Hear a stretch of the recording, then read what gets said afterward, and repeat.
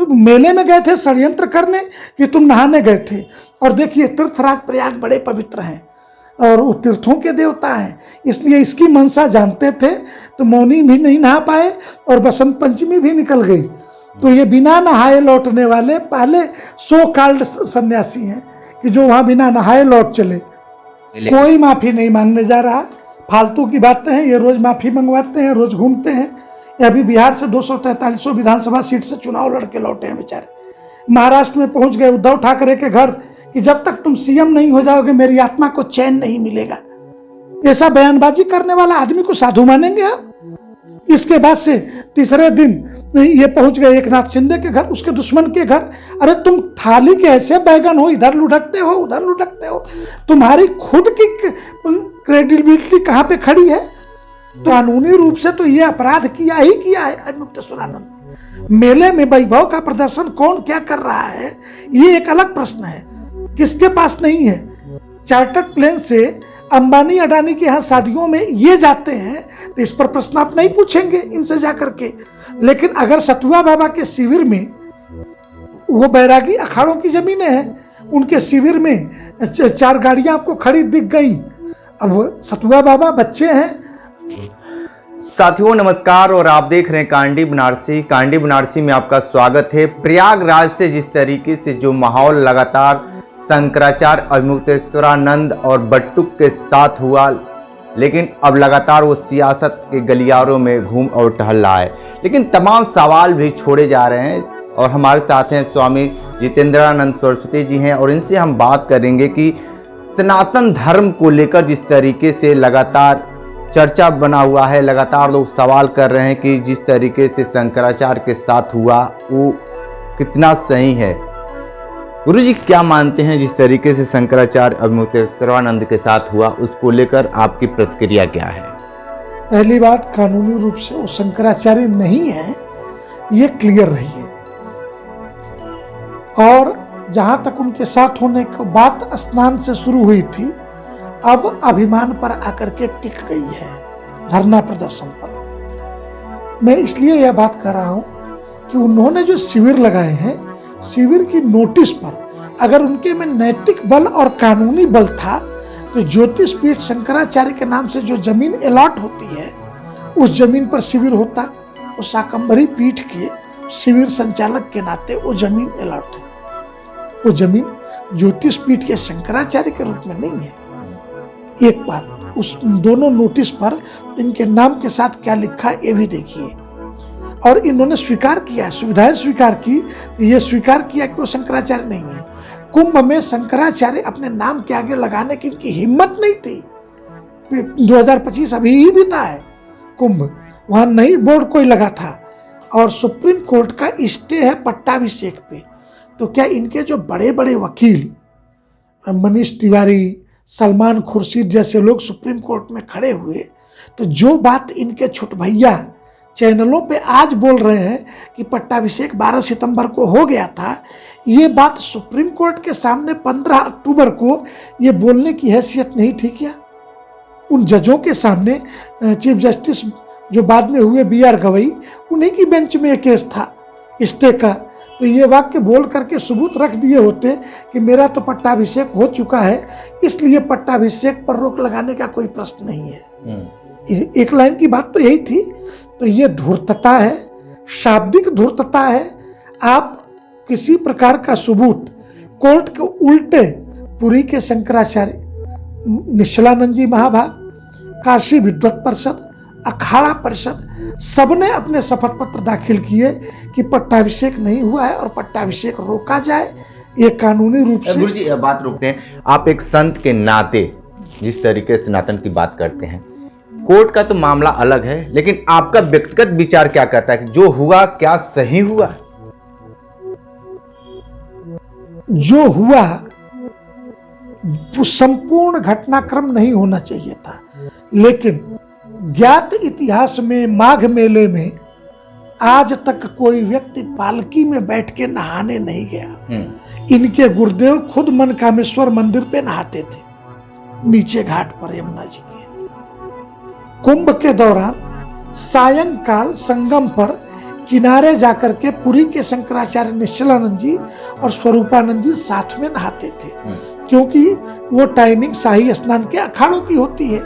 तो संगम पे तो अखाड़े जाते हैं, शंकराचार्यों के शाही स्नान का कोई विधान नहीं है, कभी इतिहास में नहीं हुआ। अचानक बिना प्रशासन को सूचना दिए पुल नंबर 2 जो सेफ्टी लॉक था कि किसी प्रकार की अपनी स्थिति होती है तो इस पुल से लोगों को निकाला जाएगा, इसके लिए बंद था, उसको खोलना, उसको तोड़ना, आगे बढ़ना, फिर भीड़ में रथ दौड़ाना, तो ये अप्रिय स्थिति है।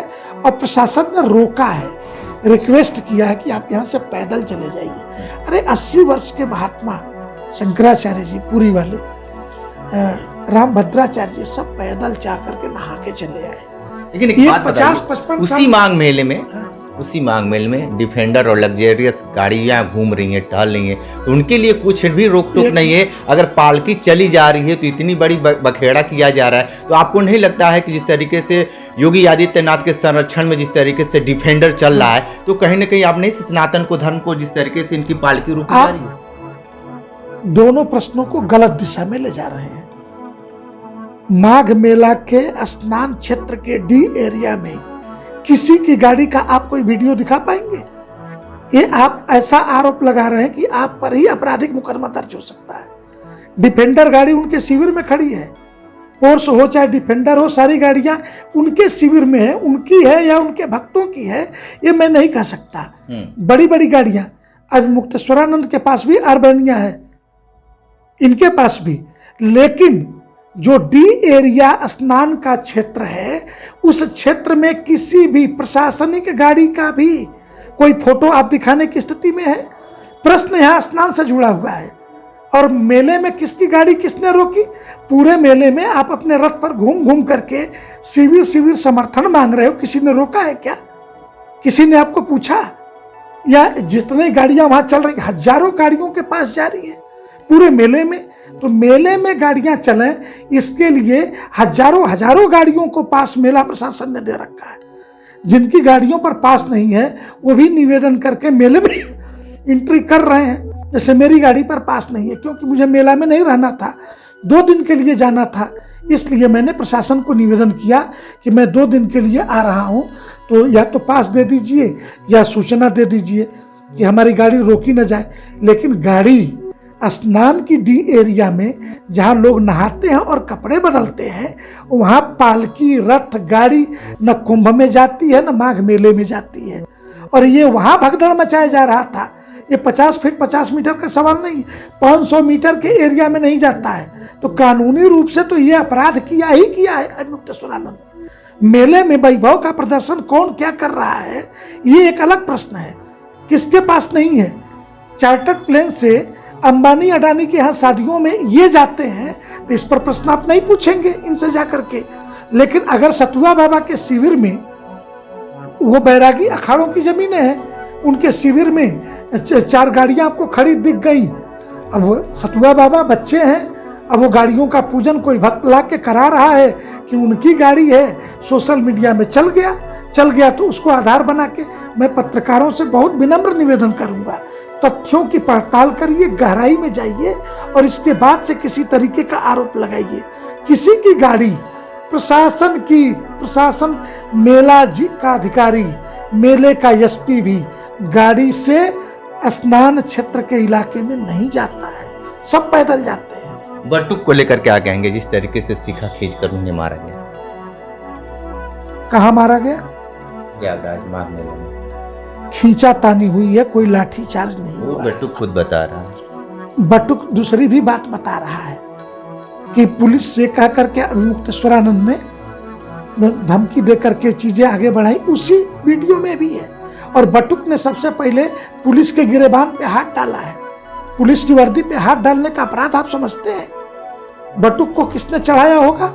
अगर नाबालिग है उसकी पूरी गवाही मानी जाएगी, उसको बिठा के पूछा जाए कि तुमको किसने कहा कि पुलिस का गिरेबान पकड़ो, अभी सारे षड्यंत्रों की सच्चाई पता चल जाएगी 2 मिनट में।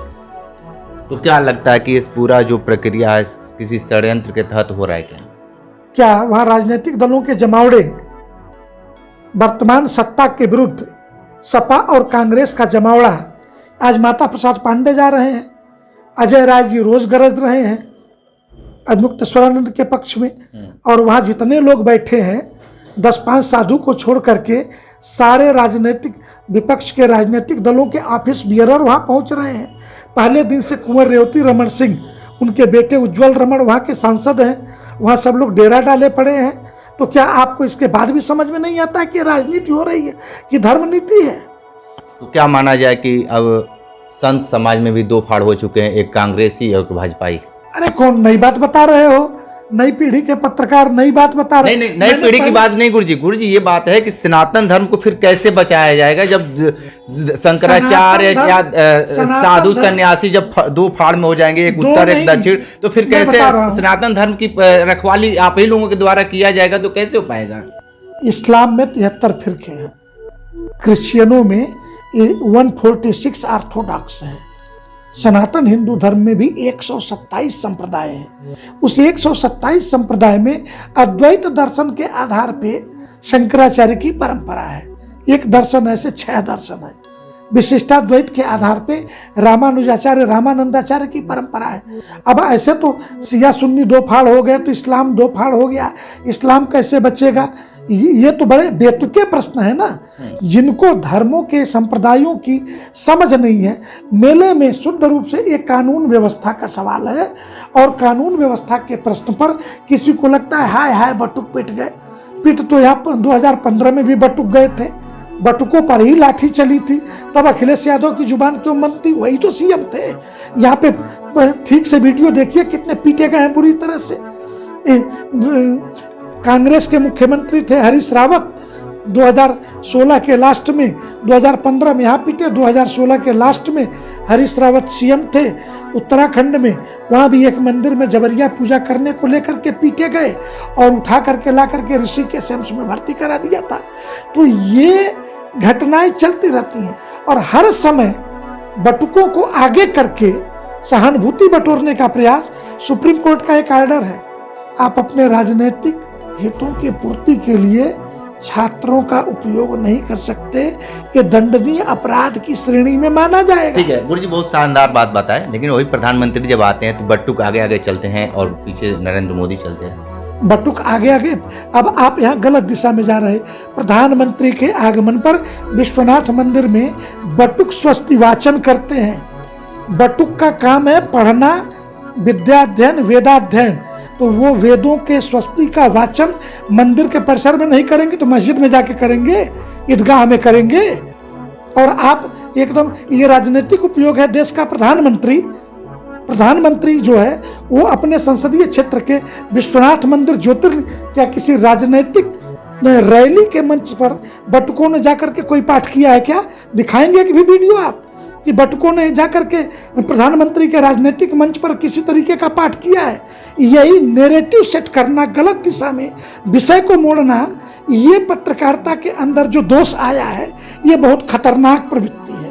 लेकिन गुरुजी एक बात बताइए, आप एक बहुत बड़ा सवाल और भी बता दिए कि जिस तरीके से हिंदू हृदय सम्राट कहे जाने वाले योगी आदित्यनाथ के शासन काल में इस तरीके से हुआ, उस समय तो जिस तरीके से आप समाजवादी पार्टी का जो कार्यशैली था उस समय जो आपने बताया, लेकिन जिस तरीके से उम्मीद लगाकर बैठे थे कि योगी आदित्यनाथ हिंदुओं के लिए हैं, सनातन धर्म के लिए हैं, तो इस तरीके की जो बातें हुई हैं तो उसमें उनके बचाव होने चाहिए थे। अब मामला ये भी आ गया कि माफ़ी तक आ गई कि सरकार माफ़ी मांगे या प्रशासन मांगे। कोई माफ़ी नहीं मांगने जा रहा, फालतू की बातें हैं। ये रोज माफ़ी मंगवाते हैं, रोज घूमते हैं।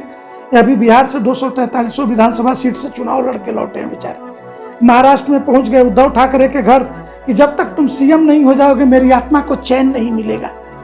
ऐसा बयानबाजी करने वाला आदमी को साधु मानेंगे आप? इसके बाद से तीसरे दिन ये पहुंच गए एकनाथ शिंदे के घर, उसके दुश्मन के घर।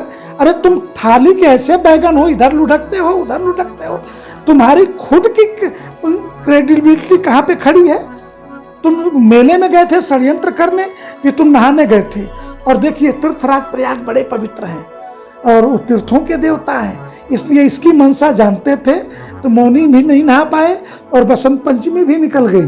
तो ये बिना नहाए लौटने वाले पहले सो कॉल्ड सन्यासी हैं कि जो वहाँ बिना नहाए लौट चले। ठीक है, तो आप सुन रहे थे स्वामी जितेंद्रानंद जी बहुत सारी बातें बताए हैं माघ मेले और ब्राह्मण बटुक के साथ हुआ। तमाम इनके जो हमारे जो सवाल थे उस पर इन्होंने अपना प्रश्न दिया, उत्तर दिया है। विशेष इंटरव्यू कर रहे थे, तो हमारे साथ बने रहे कांडी बनारसी के साथ। नमस्कार।